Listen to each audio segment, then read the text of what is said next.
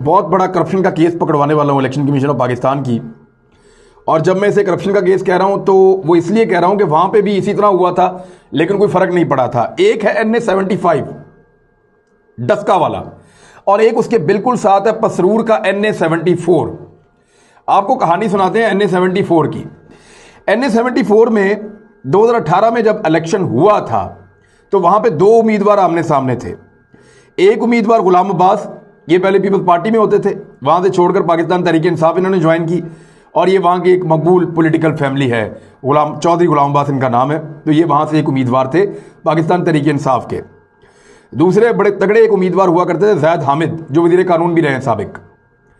लेकिन इनका मसला ये हो गया था कि जो तहफ़्फ़ुज़ नामूस रसालत के हवाले से जो कानून है उसमें जो मुबैना तरमीम है उसमें इनका नाम आ गया था और इनके खिलाफ पूरे मुल्क में गम और गुस्सा था। ये तो इलेक्शन कंपेन भी नहीं कर पा रहे थे तो इन्होंने अपने बेटे को टिकट दिया था और उसको इलेक्शन लड़वाया था, अली ज़ाहिद को। तो इस तरह जो ज़ाहिद हामिद इलेक्शन नहीं लड़ सके लेकिन अली ज़ाहिद हामिद ने जो है वो इलेक्शन लड़ा उनके बेटे ने। गुलाम अब्बास के मुकाबले में यही दो उम्मीदवार थे जो आमने सामने थे और एक तहरीक लब्बैक का उम्मीदवार भी था इस इलेक्शन में। ये इलेक्शन जो है इसके बारे में कुछ तहफ़्फ़ुज़ात हैं वो मैं ज़रा आपको बता दूं। इस इलेक्शन के 151 पोलिंग स्टेशन के रिजल्ट जब आ रहे थे रात को, 151 तक जब पोलिंग स्टेशन के रिजल्ट आए रात के वक्त, तो 13,000 की लीड से पाकिस्तान तहरीक इंसाफ का कैंडिडेट गुलाम अब्बास वो इसमें जीत रहा था। और फिर अचानक RTS बैठ गया। RTS के बैठने के बाद नताइज लेट हो गए। फिर फॉर्म 45 जो है उसके ऊपर भी नताइज प्रिजाइडिंग ऑफिसर्स ने नहीं दिए। जो प्रिजाइडिंग ऑफिसर्स 10 से 12 मिनट की दूरी पे थे, जैसा कि NA-75 में हुआ कि प्रिजाइडिंग ऑफिसर जो हैं वो चंद घंटे की, आधे घंटे की या पौने घंटे की दूरी पे थे, लेकिन वो धुंध का बहाना बना के 12-12 घंटे बाद आए। लेकिन यहां पे तो 22 से 24 घंटों के बाद, हालांकि धुंध भी नहीं थी, 22 से 24 घंटों के बाद बहुत सारे प्रिजाइडिंग ऑफिसर अपने पोलिंग बॉक्सेस जमा करवाने के लिए रिटर्निंग ऑफिसर के पास पहुंचे 22 से 24 घंटों के बाद। और ये सारा कुछ ऑन रिकॉर्ड है। इसमें जो PMLN का कैंडिडेट जो जीत गया था अली ज़ाहिद, उसने कहा था कि 93 बैग ऐसे आए हैं जो सील नहीं थे बल्कि खुले हुए थे। रिटर्निंग ऑफिसर ने भी ये लिख कर दिया था कि इनको मौसूल होने वाले नताइज सील बंद नहीं थे, उन्होंने भी कहा। फिर दोबारा गिनती करवाई गई। जब दोबारा गिनती करवाई गई तो पता चला इसमें बहुत सारे बैलेट पेपर्स जो हैं वो जाली हैं। वो बैलेट पेपर्स ही नहीं है जिनके ऊपर इंतखाबात हो रहे थे, वो जाली छपवाए गए बैलेट पेपर्स हैं। इसके अलावा जो मोहरें इस्तेमाल की गई हैं उनमें 8 मुख्तलिफ मोहरें हैं।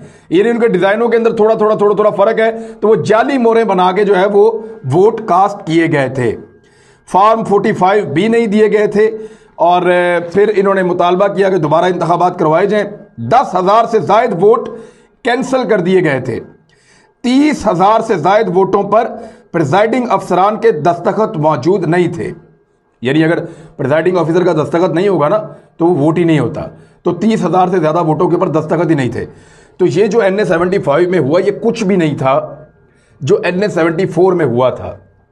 लेकिन उस वक्त ये नशिस्त बहुत थोड़े से मार्जिन में आपको बता देता हूं, जो अली ज़ाहिद था उसने ये सीट 97,235 वोट लेकर जीत ली थी, जबकि 4,000 वोट नीचे थे चौधरी गुलाम अब्बास, उन्होंने 93,734 यानी तकरीबन 3.5-4,000 की लीड से PMLN का कैंडिडेट जीत गया और उसके बाद दोबारा इंतखाबात करवाने से इनकार कर दिया गया।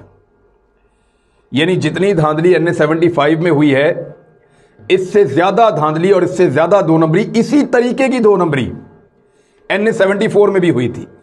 अब NA-74 वाला जो कैंडिडेट है उन लोगों ने मेरे से रब्ता किया, मुझे सारे सबूत उन्होंने दिए और देने के बाद ये कहा कि एस्टेब्लिशमेंट के बंदे भी वही हैं उस हल्के में वहां पे, और इलेक्शन कमीशन का अमला भी वही है वहां पे, और इलेक्शन कमिश्नर भी वही है इस वक्त।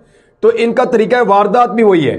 पहले इन्होंने इस तरीका वारदात से हमें नुकसान पहुंचाया और PMLN का कैंडिडेट जितवाया और इस मरतबा वही वारदात दोबारा डाली गई, लेकिन इलेक्शन कमीशन ने उसके अंदर टांग अड़ाई और दोबारा इलेक्शन करवाने का ऐलान कर दिया, जबकि हम ये कहते रहे हमारा दोबारा इलेक्शन नहीं करवाया गया।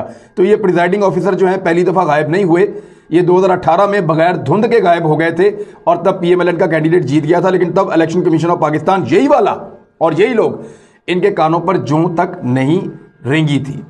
लिहाजा ये एक सबूत है और ये मौजूद है। आज भी अगर किसी की तसल्ली नहीं होती तो जाके बक्से खोल लें और दोनों केसेस का कंपैरिजन कर लें तो आपको पता चल जाएगा कि धांधली NA-75 में ज़्यादा हुई है या NA-74 में ज़्यादा हुई है। अगर तो NA-74 में ज़्यादा हुई है तो फिर तब तो इलेक्शन कमीशन नहीं बोला, उसने एग्जैक्टली वही नताइज दिए जो पीएमएलएन को पसंद आ रहे थे। लेकिन और उसके पीछे वो ये भी एक बात कहता है कि जो हारने वाला कैंडिडेट है पीटीआई का, उनका ये कहना था कि एस्टेब्लिशमेंट के साथ बड़े अच्छे ताल्लुकात थे जैद हामिद के और इस बुनियाद पे इनको शक था कि वो जीत जाएंगे और उस वक्त एस्टेब्लिशमेंट ने उनका साथ दिया था और उनको ये सीट जितवाई गई थी। ये उन्होंने कहा, ये उनका एक एलिगेशन है, हो सकता है ये दुरुस्त हो, लेकिन इन दोनों केसेस को अगर रख के इकट्ठा इंक्वायर किया जाए, पाकिस्तान में कोई चाहता है कि शफाफ और साफ इलेक्शन हो तो NA-74 का 2018 वाला सारा रिकॉर्ड मंगवा लें और NA-75 का ये ज़िमनी इंतखाब वाला सारा रिकॉर्ड मंगवा लें और इन दोनों का कंपैरिजन कर दें। आपको लग पता जाएगा कि इलेक्शन कमीशन ऑफ पाकिस्तान कैसी दोहरी पॉलिसी चलता है। जैसा कि मैंने आपको पहले बताया कि नून लीग और पीपल्स पार्टी ने जितनी मर्जी गालियां दी, कभी जवाब नहीं आया, लेकिन इमरान खान साहब को फौरन जवाब दिया इसने, इलेक्शन कमीशन ऑफ पाकिस्तान ने।